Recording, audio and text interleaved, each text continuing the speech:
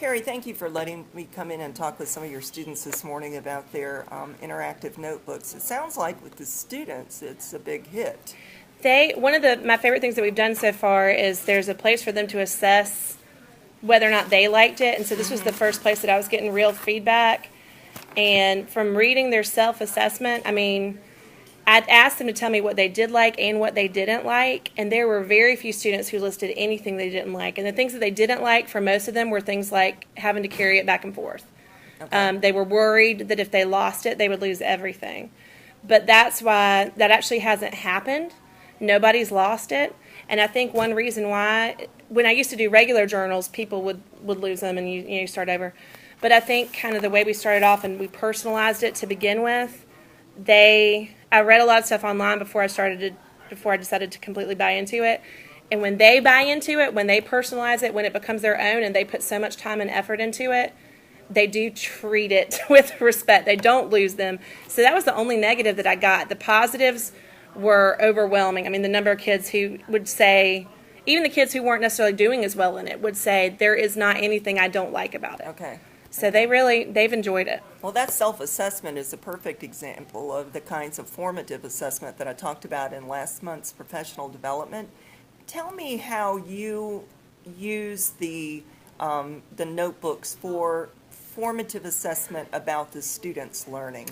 It's easy to do that because, I mean, I can pick any particular assignment. Like for example, we read the Cask of Amontillado, and there's a page that we did together where there's some text-dependent questions, but then across from that page, the output page, it just says, complete a summarizer of your choice for this story, and I gave them some examples.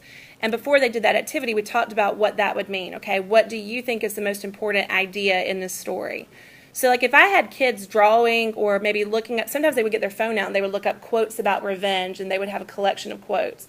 If they were talking about revenge because they felt like that was the most important part of the story, or they were even talking about theme, characterization, which are things that we talked about as we read the story, then I know that they're on the right track. On the other hand, I had a kid who, for his summarizing activity, he drew a picture of a clown with a chainsaw.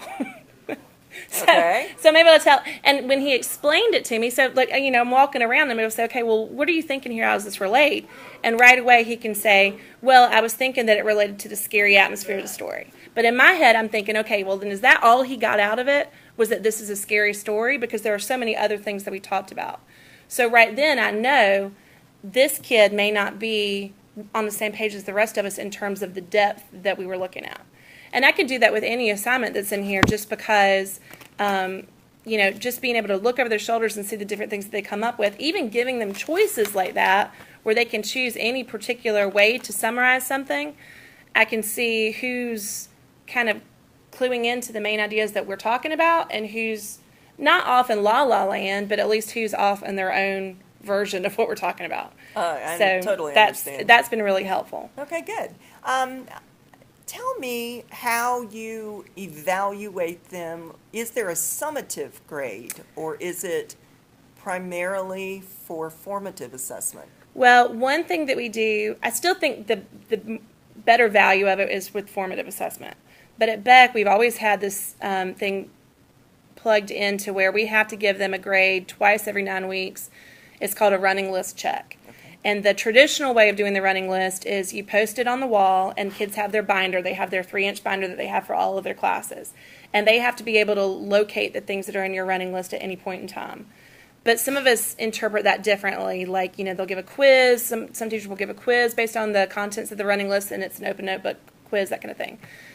But it can be interpreted in different ways. So what I'm doing with the interactive notebook is I'm still doing that check, that formal check twice in 9 weeks, but like I'm doing it in different ways. So first 9 weeks we did a check. The first check we did was I gave them a rubric and checked the entire notebook up to that point, which I think was really a good thing to do for the first 9 weeks, because I was looking for things, not just the contents, but also, are they keeping up with the table of contents? Are they keeping up with putting their headings on each page?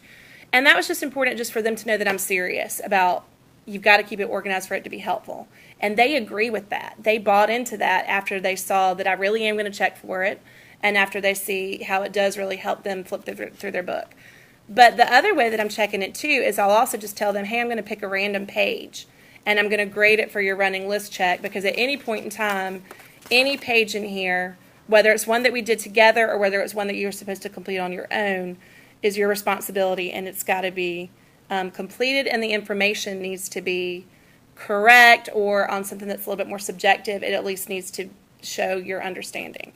So those really, that page I didn't grade with a rubric. I just picked a random page and just graded like I would grade anything for The completion and accuracy. accuracy. Okay. And the kids feel like that's fair too. There's been no, backlash about a random page or about the overall check. So they understand both of those. I think next 9 weeks I might do it, and I might keep switching it up a little bit and get them to pick a random page. The page that they think is awesome, and that one I might get them to help me develop a rubric for. Okay. So not only can we practice the formative assessments, I can figure out how they're doing all the time, but the summative assessments, I get to try a lot of different things in this one activity. So I just think it's really valuable for Okay. both types of assessment. Thank you very much. Sure.